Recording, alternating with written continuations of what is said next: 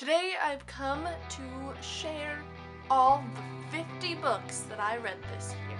So since we'll be going through so very many books today, I think we'll go through them rather quickly. Since I also borrowed books from friends and the library, I won't be able to show all the physical books, but I have many to show. I started the year off by reading Insurgent by Veronica Roth, the second book in the Divergent trilogy. I gave it 3 stars. It was actually my least favorite of the trilogy, and we'll see how I feel about the movie coming out in March. And next, I moved on to a genre I haven't really touched a lot before, and I read my first Kurt Vonnegut book, which was Slaughterhouse-Five. I also gave this book 3 stars. It wasn't really what I was expecting, though I didn't really know what to expect. It's very different than what I'm used to. Then I read Allegiant by Veronica Roth, the third and final book of the Divergent trilogy. I gave this book 4 stars, and I thought the ending made sense and didn't at the same time. I'm not going to spoil anything, but I think it could have been done differently. Next, I read a very hyped book, which was The Fifth Wave by Rick Yancey. This is the first in another series. It is a post-apocalyptic book that is set after an alien invasion. It gave a very Ender's Game type feel to it. Unfortunately, I've heard that the second book isn't as well received, so I'm not sure if I will continue with the series anytime soon. Then I read a book that I was very excited for. That was William Shakespeare's Star Wars by Ian Doescher. This book is basically Star Wars written as if Shakespeare wrote it, so it's in sonnet and verse. It is fantastic. I can't wait to get my hands on the other 2 so I can read those as well. Next, I read a book for a class that I had in the spring semester, and that is A Whole New Mind by Daniel H. Pink. This is a non-fiction book, and it was kinda boring. Next, I read Clash of Kings by George R.R. Martin. This is the second book in the Song of Ice and Fire series, and it was really good. I listened to the audiobook of The Unbecoming of Mara Dyer by Michelle Hodkin, the first book in the Mara Dyer trilogy, and it is amazing. I will be rereading this shortly so I can finish the series. Next, I read The Hitchhiker's Guide to the Galaxy by Douglas Adams, the first book in the Hitchhiker Guides to the Galaxy series. I don't think I will be continuing with this series because I hear it does go down along the way, but it is full of obscure humor and it doesn't always make sense. So it's a good read if you're in the mood for comedy, but I feel like it might have been a little too overhyped for me. I do prefer the movie. Next, to start my manga binge of the year, I read Sailor Moon Supers Volume 1, which I've had for ages and I probably read it before, but I didn't remember. So I read it and it was very good. It has a kind of circus-y aspect to it. Next was another reread for me, and it was The Great Gatsby by F. Scott Fitzgerald. I read this back in high school and kind of felt meh about it because I didn't have a very good teacher that year, so he just kind of made everything meh. But I reread it and I loved it, and I'm really glad that I reread it this year. Next, I moved on to another manga series, and that is Wedding Peach, and I read Volume 1. This series is kind of Sailor Moon-y, but it's cute. Next, I found We Were Liars by E. Lockhart. This was a Booksplosion Book of the Month back in June or July, I think, and it is phenomenal. I won't tell you anything else now. You'll just have to read it and see. It's very short, and I read it in one day, and it's so... So next, I read the next volume of Wedding Peach, Volume 2. Next, I read Rebel Belle by Rachel Hodkins. A lot of people hyped this book up for me, and they said it was amazing. It is a fantasy contemporary type, the first in another series. I kind of felt meh about it. It was a little too contemporary for me based on my love for fantasy, and it wasn't fantasy enough. Then the next book I read was another reread, and that was Green Angel by Alice Hoffman. This is the first book in a duology. It kind of imitates 9/11 almost, with fantasy and magical realism. And then I read Green Witch, which is the sequel to this book. She goes back into her life and tries to regain some normalcy. Then I read A Storm of Swords by George R.R. Martin, the third book in a Song of Ice and Fire series. This one has a lot of feelings. You got so much that happens in the book, and a lot of people you die, and a lot of stuff happens. It is a huge youngest book. Then I read another book that was a Booksplosion book of the month, and that was Panic by Lauren Oliver. This one was also another disappointing book for me.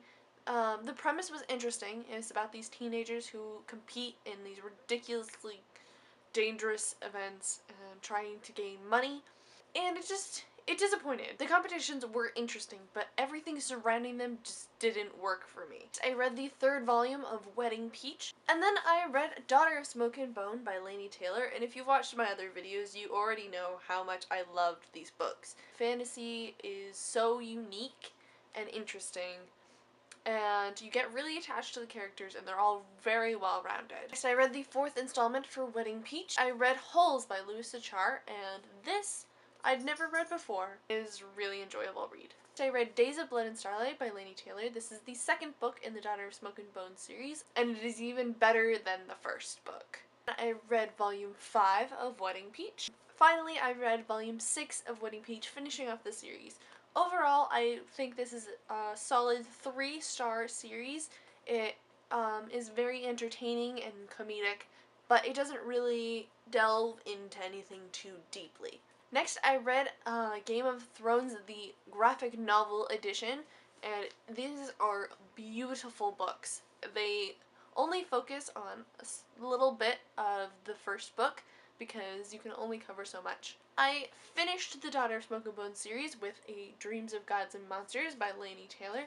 This is a fantastic conclusion to the story. I think you could even have another little novella about after the ending if you want to. I started Kadocha, Sana's Stage, Volume 1. This is a really good series. And then I reread The Sisterhood of the Traveling Pants by Anne Brashers. This is the first book in the Sisterhood of the Traveling Pants series, and it is a really good contemporary, and you just get really attached to the characters.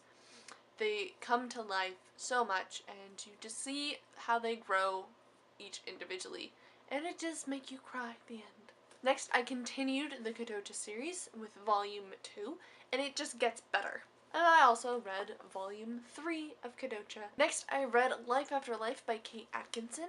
I started reading it, and then I switched to the audiobook because sometimes it was a little hard to read, and I got into a reading slump, so it just became a little more difficult to get through it. It was really good. I did prefer the beginning. I thought her childhood parts were a little more compelling. I read a book that I've had for ages. Is Veronica Decides to Die by Paulo Coelho. This is, for those who've read The Bell Jar, it goes along the same lines as that. It's about a girl who decides to commit suicide, but then she ends up in a mental hospital. Beautifully written, and it's definitely adult literary fiction, so be warned. I was on a big manga kick, if you can't tell, because then I read Volume 4 of Kadocha. Named again, and that is The Book Thief by Marcus Zusak. This is a roller coaster of emotion, and it is so well written, and I got invested, and then you get to the end, and you just cry your eyes out. It is so, so good. And then here come the classics. First, I read Sense and Sensibility by Jane Austen in this beautiful English Pinot Library edition. This is one of my favorite Jane Austens. It's not my favorite, we'll get to that in a second, but it is very, very good. I really like the characters in this, and just the comparison between Eleanor and Mary Anne is so stark that you just gotta love them. And then I read Pride and Prejudice by Jane Austen. This one is my favorite. I will always love Elizabeth and Darcy's love story. It's just so good. And then I read Northanger Abbey by Jane Austen. This is more of a satire on the Gothic. It wasn't my favorite. I read only 5. I read Agnes Ray. It was so good. I really like the character Agnes during the Dutch. I also read Unfolding Drama of the Bible, Bernhard Anderson, also for the class, and Anthology, which is a short story edited by Stephen Moss.